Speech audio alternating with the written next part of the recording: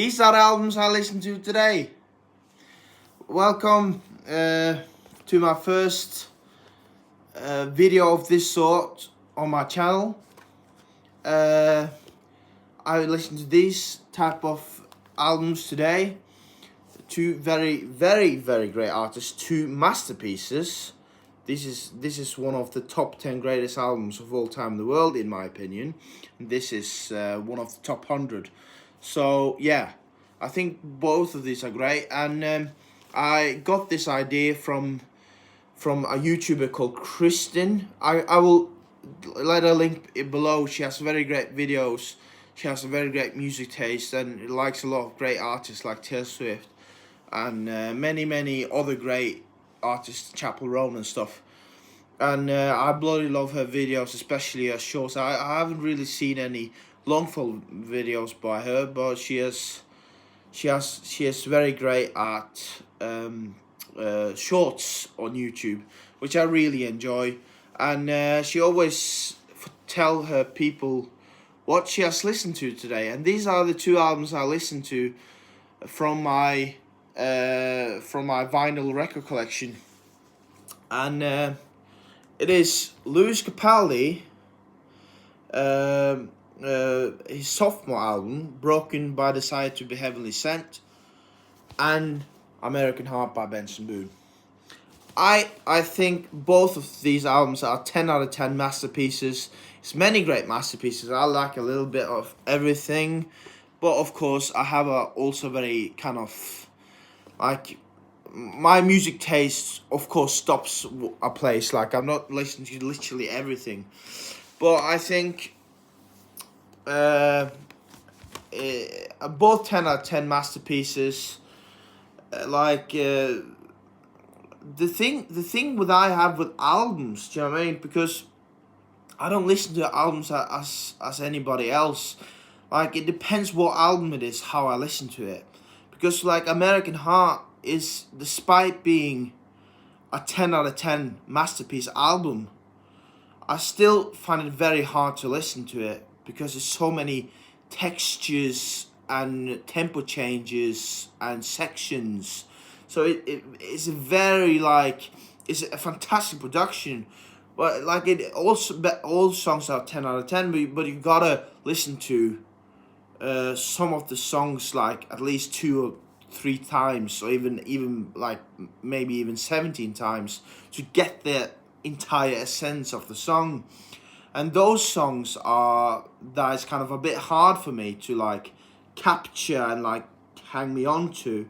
Is Sorry I'm Here for Someone Else and Man in Me. I had a little problem with Take Me Home and I Want to Be the One You Call, but now that I've smoothed out, now I have no problem with it. But this is an album that is fantastic, front to back, not a single miss on here. Man in Me, you gotta be very calm when you listen to it. You can't be nodding your head because then you will totally miss the song. So you gotta be like insanely concentrated and just be completely relaxed and like just let the song speak for itself. It's a fantastic album. It's just an album made out of hits, really. And the same can also be said from this album, which is one of the 10 greatest albums of all time in the world. Even better than 1989 by Taylor Swift, which is a very huge big hot take. I think all Taylor Swift albums are 10 out of 10 masterpieces, but I just think this album is the only other artist that beats a Taylor Swift album. And this is Lewis Capaldi, by the way. Fantastic. He is my twin over the pond. Many people compare me to him, and I bloody love that because I think he's the sexiest man of all time in the world. I'm not gay, but he's my male crush. He's very attractive, very handsome guy. Has the funniest guy I ever seen ever. Like I haven't met him, but like of all the guys I ever seen with my own eyes, he's the funniest. Or a friend of mine is the funniest, but he's like number 2, Lewis Capaldi. Do you know what I mean? But here's a kind of a booklet. This is a very great. Do you know what I mean? I'm not the biggest fan of albums that have like papers and books in it. Do you know what I mean? I like non-double albums, like single albums. Do you know what I mean? That is just one disc. Do you know what I mean? That's just one disc, one album. Do you know what I mean? It makes more sense and it looks better and feels better in your hands. But like, the insanely weird and kind of confusing thing about this album is that even though I think it's a 10 out of 10 album, and I think it's one of even better than American Heart, which doesn't have a single bad song on it, and this is one of the top 10 greatest albums of all time, even better than 1989 by Taylor Swift. But still, even though I rate this like by the goats, do you know what I mean? I still think it is one song that I don't like on this album. But those other songs are so good that it brings the album to the top 10 of all time in the world. So that's how it works for me. I'm not wrong because I'm saying that. It's just another opinion. Please don't make a huge fuss about it in the comments. But this is very interesting. Yeah, Forget Me, banger. Many people say it's pop. I don't categorize anything of Lewis Capaldi as pop. He has never made a pop song. He's blue-eyed soul, and sometimes I would even categorize him to borderline rock and roll. But Forget Me is a fantastic tune. I can play it on guitar. Bloody impossible to sing. It is equally as impossible as the unknown Oasis song called I Hope I Think I Know. I can sing that song better than Forget Me, but but Forget Me is even harder. But like it's very huge toll on the voice, and usually it doesn't work while I'm playing guitar. It only works when I'm not playing guitar. Do you know what I mean? When I'm not playing guitar, I sing perfectly like a rock and roll star like Liam Gallagher, but while I don't play guitar, it sounds like a choking crow or pitbull, whatever you might call it. But Forget Me, I can sing it, but it have to be a completely different key. It's impossible to listen. But it's a banger, very emotional, full of emotion, full of feel. Yeah, I can't even explain why this is a great album, but it's just a fantastic album in every single sense of the word, despite being impossible to sing. But it is fantastic. So this album is not really a 10 out of 10. It's like more like a 13 out of 10 in my opinion. So yeah. But this Forget Me, banger, hit, complete, fantastic banger. Will never be forgotten, that tune. At least not by his fans, but I don't think that song is ever going to die in people's hearts. It's a fantastic, well-written tune. Even though it stands here with many songwriters, but I don't believe actually Lewis writes have so many other writers. I believe he writes actually all of it by himself. But he's a nice guy like Taylor Swift, and credits other writers, despite he might not, despite not any of those other writers being involved in the song. But it's Forget Me, fantastic tune, 13 out of 10, in my opinion. Absolute masterpiece of a song. Wish You the Best. What can I say? Masterpiece. Like, so yeah, so they started off strong with Forget Me, and then you follow up with Wish You the Best, and then there's a bit of a gap here. But then comes the only song on the album I don't like, which is 0 out of 10, because it's shared on it. Like, he has co-written this, and I just don't like it. It's probably because I don't like Ed Sheeran, I don't like his music, and I find him a bit fake in that, and that's why I kind of judge it on that, and that kind of colors my perception of this song, and I actually would like it if I didn't know Ed Sheeran was a co-writer on it. But I don't know. It might be actually quite possible. If it is, it might be the case. But we don't know because I don't because I don't because I don't enjoy it now in the moment, and I don't enjoy it as a status quo. But Heavenly Kind of State of Mind, I think, when I think about it, song is so good that it's probably the best song on the entire album. This song is just like a rush of endorphins, you can say. It's so memorable, so light-hearted, so so much banger quality to it. Like it's so much, it's so strong, sharp songwriting. You have to go up and dance when you hear it, because it's so, it sticks in your head, and it's I have no idea, but I think it's the greatest song on the album. And the best part about it is it is more or less Lewis Capaldi that has probably done the most of this song, since it is only three other writers, if I'm not. It is Lewis Capaldi, Nick Atkinson, Eddie Holloway, and Jamie Hartman. Yeah. So yeah, it's three other writers. But like, do you know what I mean? It could.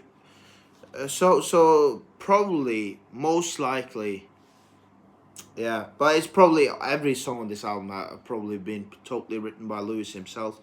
But this song has very few other writers on it, and it's the best song on the album. Haven't been in love with before, like hit again.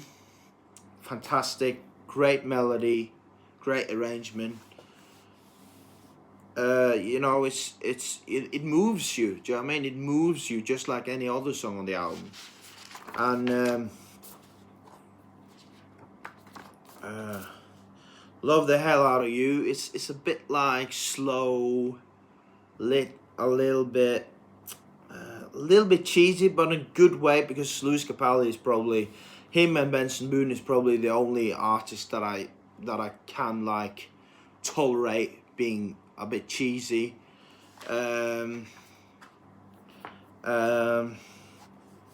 Burning.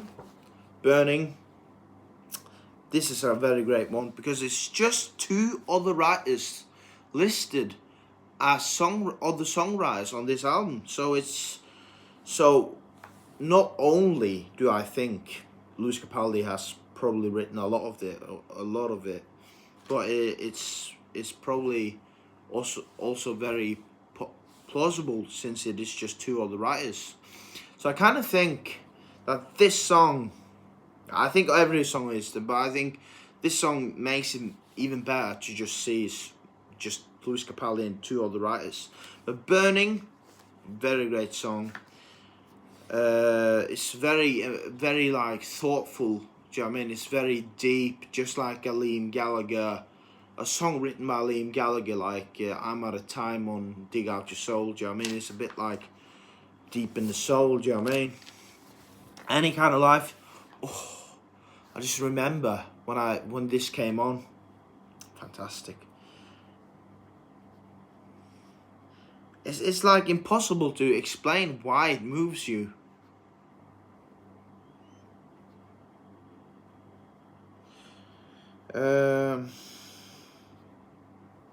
Yeah, it's kind of, yeah, it moves you. It moves your heart, this song, just like any other song on this album. The Pretender, I think this is a good number 2 for me. It's very sharp songwriting, very sharp, and very hit you in the both in the arse and the heart at the same time. And also, Leave Me Slowly. Yeah, this song was originally my favorite, and even though this has a guitar solo on it, like Leave Me Slowly has a guitar solo on it, I was a bit coloured, because I see here that Max Martin have been a co-writer on this one. I don't believe in that, but it's still kind of, what does he stand on this song? It kind of destroys the entire song. Do you know what I mean? He writes completely brainless pop shite. Do you know what I mean? So I don't want to have anything, like, I kind of, do you know what I mean? It's it's alright. Do you know what I mean? What can I say? How this ends, I can't remember that one, but I remember it was a masterpiece. That one too. How I'm feeling now. This is kind of a bit weird why Lewis Capaldi has chosen to have so many songwriters on it, like so many people listed as songwriters, despite being obviously only written by himself, because it's so personal. I refuse to believe that this song was written any other than Lewis Capaldi. Like, it's only two other writers. Oh, that's actually quite great. Like, I believe this is the most, this is definitely the most staple. Like, this is definitely written completely by Lewis Capaldi, because it's so personal and real, and it kind of reflects really well how, with its ticks and that. Do you know what I mean? So, fantastic album, and those were the albums that I spun today. 10 out of 10. Like, Broken to by the Side to Heavenly Sent is a 13 out of 10 album, one of the greatest albums of all time. Technically,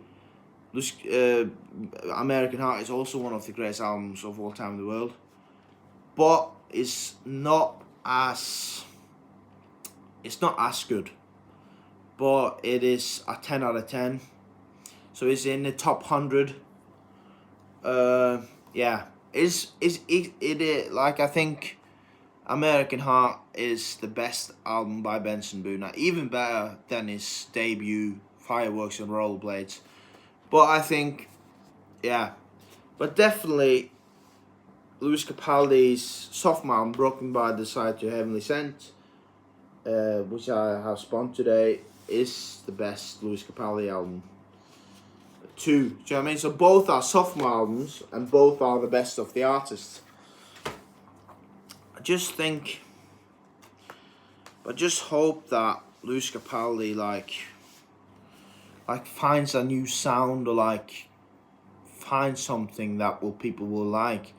Do you know what I mean?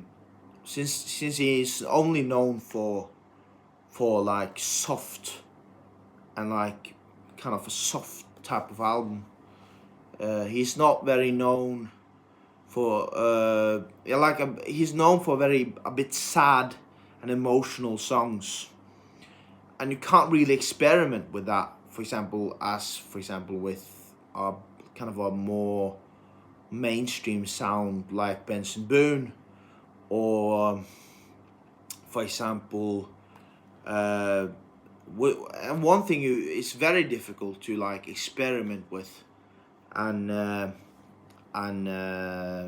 make like kind of evolve your sound with is rock and roll and rock. Do you know what I mean? That's not that difficult to like completely change and go in different directions. So I hope he get some genius ideas how to like evolve his staple sad songs, Blue-Eyed Soul as I like to call it, and like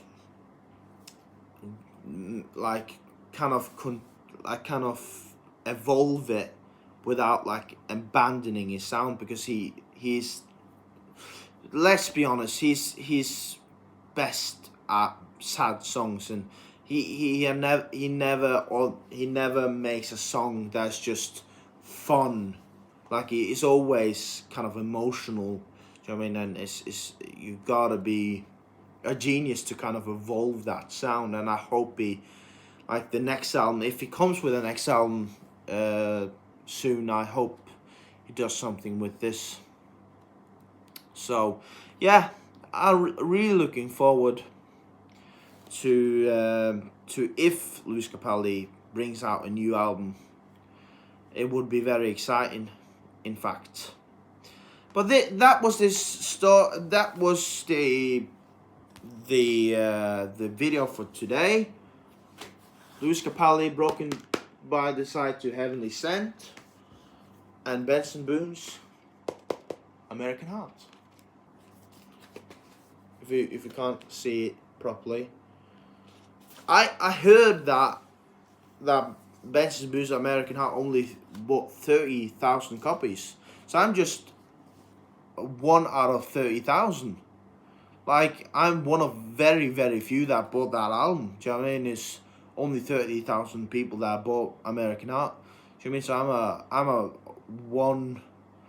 I'm one in 1,000. Do you know what I mean? It's I like 1 in 1,000,000 actually, because it's so rare. Do you know what I mean? It's not many people on this planet that have bought this album, but I bought it in Bergen in Western Norway. So yeah, so I'm one of the very, very few that actually bought my with my own money on this album, because I loved it so much when I streamed it. Because how I review albums on like how I know, like every time before I buy an album, I stream it first to sure I'm not buying something I don't like, and then I buy the album afterwards. If I like it, if it's like at least 10 out of 10 album, do you know what I mean? All the albums that I have in my record collection is, in my opinion, 10 out of 10. That's why I own them. Do you know what I mean? I was about to play the debut album of my favorite band, Saluskvintetten, but I just didn't feel for it today. You gotta be, even though it's Christmas and everything, you gotta literally be in the zone to listen to them. You know, it's you know, you gotta be a bit prepared, I think.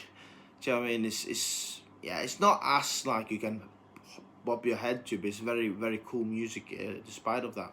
But thank you very much for watching this channel, this video, and